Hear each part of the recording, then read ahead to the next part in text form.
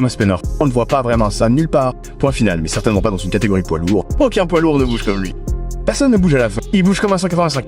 C'est fou. C'est fou. Ne serait-ce pas intéressant si Tom sortait et disait non, je ne vais pas le refaire. C'est un tricheur.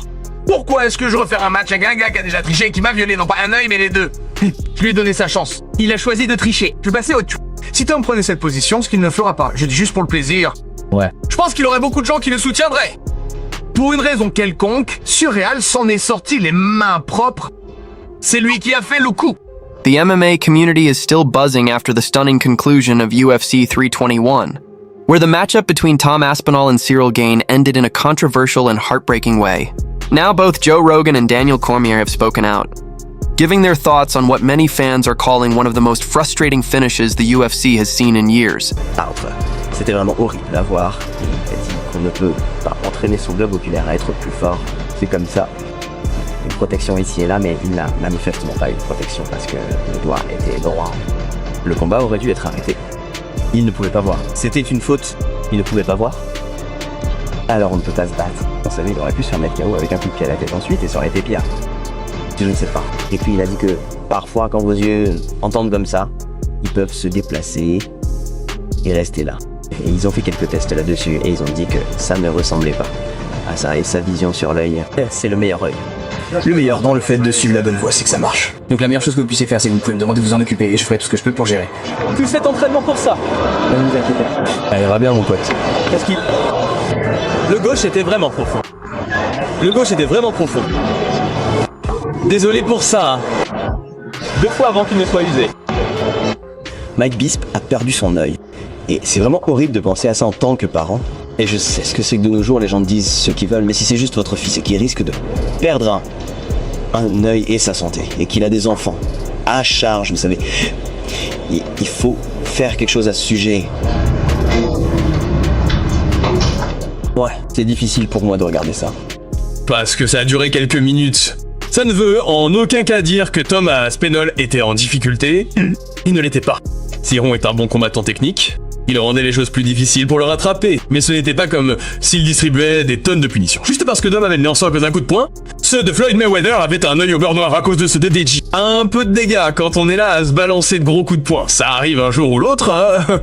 Ça ne reflète pas la façon dont le combat se déroule réellement. Un peu de sang alors que tant qu'on peut expirer par le nez, tout va bien. Hein. Et c'est ce contexte que, dans le monde du MMA et du combat, les gens ignorent pour une raison quelconque. J'ai vu Thomas Salon faire des trucs dégueulasses aussi. J'ai vu Tom Aaron lancer un coup de pied haut. Je ne l'ai jamais vu lancer un coup de pied haut. Et c'est en partie parce qu'il n'a jamais eu à lancer un coup de pied haut. Il y a des couches dans les jeux de ces gars que nous devons trouver uniquement lorsqu'ils combattent quelqu'un qui non seulement mérite d'être là avec eux, mais qui peut les pousser à un point où ils doivent utiliser toutes leurs armes. Hein. Je veux dire, écoutez, DC connaît le MMA. Je ne vais pas dire qu'il raconte des conneries. Mais je pense que si Thomas Aspinall fait des expériences et nous montre des choses qu'il nous a jamais montré auparavant, je ne pense pas une seconde que ce soit, parce que je vais avoir du mal ici, je dois lancer un coup de pied haut. Je n'ai jamais fait ça auparavant. Je ne pense pas que ce soit dans son esprit du tout. Il est tellement à l'aise là-dedans. Il montre davantage ses compétences sur lesquelles il a dit avoir travaillé au cours de la dernière année. Cormier emphasized that once the cornea or retina gets injured, taking even one more clean shot could risk permanent vision loss, something no fighter, regardless of toughness, should ever gamble with. The scene quickly turned chaotic. The crowd erupted in boos. The commentators were left in confusion, and the bout was ruled a no contest, throwing the entire heavyweight division into uncertainty. Joe Rogan voiced what most fans were already thinking. This was meant to be Tom Aspinall's moment, his chance to cement himself as the most dangerous heavyweight in the world. Instead, it ended in disappointment. Both Rogan and Cormier then shifted focus, analyzing how the fight was unfolding before the accident, and how it might have played out had it continued. Aspinall started off looking razor sharp, quick, precise, and aggressive. His low kicks were landing clean, and he immediately began pushing Gane backward with his speed and fluid movement. C'était profond. Surreal Gane avait l'air si bien dans ce premier round. Le nez de Tom Aspinall saignait. Surreal a réussi ce jab. Il a eu un poids lourd, vous y allez. Et souvent, vous voyez des gars qui ne s'engagent pas vraiment parce qu'ils font un coup de poing, surtout 2 gros coups comme ça. Et Thomas pousse un peu en avant, série, place de beau jab en cercle. Il a gagné ce round. Ces 2 gars, en tant que poids lourd, peuvent très bien se se déplacer sur leurs pieds. Mon dieu, ça allait être un combat tellement cool. Et je pensais que Tom allait y aller et courir en quelque sorte, c'était surréaliste. Ça allait être un combat très intéressant. Je veux dire, je suppose que le fait de revenir en arrière a du sens. Réaction d'après-combat de Thomas Mo. Qu'est-ce que tu fous? C'est moi qui me suis fait piquer dans l'œil. Je ne peux rien y faire. Ce n'est pas moi qui m'ai piqué. Je l'ai piqué. Je comprends. Tu es frustré. Je ne pense pas que les fans eut Tom parce qu'il n'a pas continué. Et je ne pense pas que les fans eut parce que c'est ça craint. Cette fois, c'est l'événement principal. Vous voulez voir un combat, mais à chaque fois qu'une première réaction se produit, le tir dans la noix et que je le pique, vous ne pensez pas que c'est bien, que ça va être arrêté. Je suis honnête maintenant. Les deux doigts. Les deux yeux en même temps. Est-ce que ça avait l'air d'être une bagarre décente par rapport à une démolition? Mais les deux doigts. Les deux yeux en même temps. On va lutter. Petit rivaliser avec Sargon debout pendant 25 minutes. Et je n'obtiens aucune de ses réponses. Et comme tout le monde à la maison, je suis déçu. Se faire piquer l'œil est illégal, Brendan. Mais se battre avec un seul œil est très courant. L'adversaire de vous frapper les yeux, de vous faire exploser et de vous faire saigner du nez. Donc cette partie-là pose question à des gars comme Anthony et moi. Nous essayons d'être polis. On essaye de faire preuve de grâce. Mais en toute honnêteté, si vous êtes le champion du monde poids lourd, vous devez parfois vous battre avec un seul œil. Une grosse crevasse à l'œil. Ce n'était pas une petite égratignure. C'était comme ça. C'était de vraies crevasses à l'œil et Tom souffrait clairement beaucoup. Il y a des gens qui disent en ligne, eh bien, il a dit plusieurs fois, je ne vois pas, je ne vois pas. S'il voulait continuer, il ne devrait pas dire ça. La réalité, c'est que s'il ne voit pas, Dites la vérité. si vous ne voyez pas, vous avez le droit de dire que vous ne voyez pas. Les gens pourraient me montrer du doigt et dire, eh bien, vous êtes battu avec un seul. Ouais, c'était un secret parce que je n'aurais pas dû me battre. Vous savez, Tom est le champion du monde. Il ne veut pas se battre alors que sa vue est altérée ou gravement affectée et risquer de perdre un combat. Ah, cela s'annonçait comme un combat difficile. Cyril G était au top ce soir. Il avait l'air en forme. On a vu les dégâts sur le visage de Tom. Ce n'était pas un combat facile, loin de là. Il ne voulait pas continuer avec une vision endommagée ou sans pouvoir voir. Donc je ne lui en veux pas. La foule était énervée. Je comprends qu'ils aient été frustrés. Ils sont venus d'autres pays. Ils ont dépensé beaucoup d'argent. Ils ont acheté des billets et le combat s'est terminé comme ça. Je ne pense pas que la frustration était du côté de Tom. Je pense que la foule était juste agacée par la situation. But Gain remained composed and strategic, slowly finding his rhythm. He began landing precise counters and expertly keeping Aspinall just outside his reach.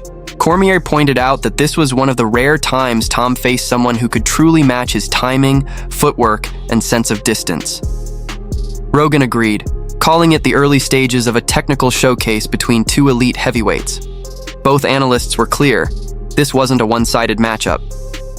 It was shaping up to be a high-level chess match between two of the best in the sport. Looking ahead, Rogan said there's only one fair outcome, an immediate rematch. He explained that fans deserve closure because a fight of this magnitude shouldn't end in such an unfortunate way. This was supposed to be the defining moment for the heavyweight division. Cormier, on the other hand, stressed that Aspinall will need time to recover fully, but when he does, the UFC owes him another chance to claim what was unfairly taken from him. Rogan also didn't hold back when addressing online critics who accused Tom of giving up. He called those claims ridiculous, saying, "You can't label a fighter a quitter when he's literally blinded in one eye." Rogan reminded fans that Aspinall has repeatedly proven his toughness and determination. This isn't someone who ever looks for a way out. This is a fighter who waited more than a year for this opportunity, only for it to end in a freak accident. Now the big question remains, will the UFC schedule a rematch between Tom Aspinall and Cyril Gane, or will Dana White move on to other matchups, leaving Tom sidelined once again?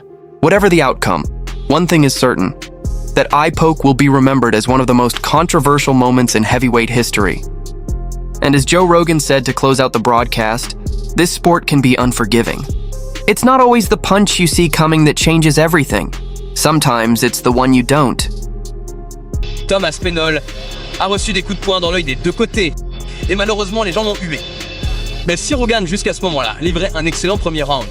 Certes, Tom y arrivait aussi, mais c'était un bon premier round. C'était compétitif. Et on aurait dit qu'on regardait les deux meilleurs poids lourds du monde. Je veux les voir se battre à nouveau dès décembre, si possible. Je sais que novembre est terminé. Regardez ça. Il s'est mis les doigts dans les deux. Et les gars, Regardez ça, le gauche. regardez l'œil gauche. Mais en fait, c'était l'œil droit qui le gênait le plus. Oh oui, c'était l'œil droit qui le gênait. Mais regardez l'œil gauche qu'il eut, comme s'il ne voulait pas se battre. C'est dingue. C'est dingue. Ils ont peut-être eu le résultat.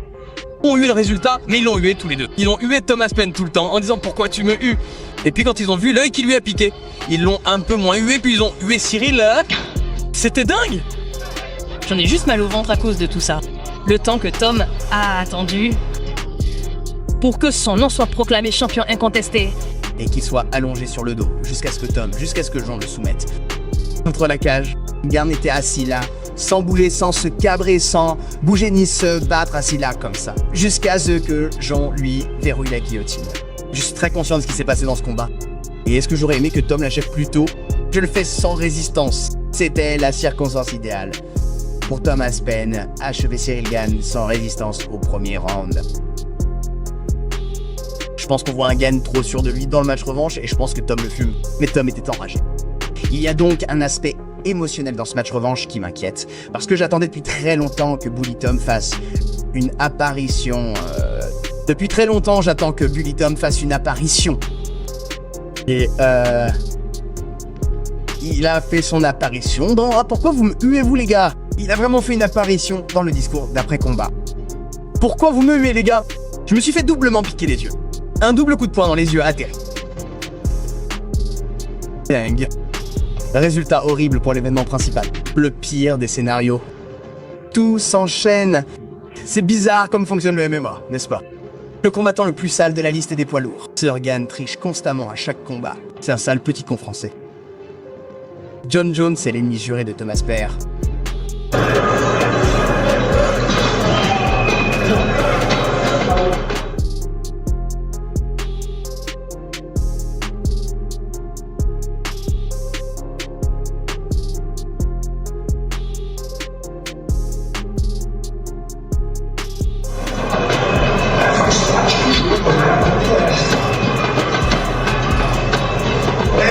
During the post-fight coverage, Joe Rogan looked genuinely shocked as the replay revealed Cyril Gane's fingers going straight into Tom Aspinall's eye, not once, but twice. The second poke appeared deep enough to cause immediate pain and visible damage. Rogan summed it up perfectly, noting that you could see the entire knuckle go in, something no fighter can just walk off. It's the kind of injury that demands serious concern. Daniel Cormier quickly echoed those thoughts, saying that eye pokes like that can change a fighter's career. As someone who's competed at the highest level, DC added that anyone suggesting Tom could have continued clearly doesn't grasp how dangerous that situation really is.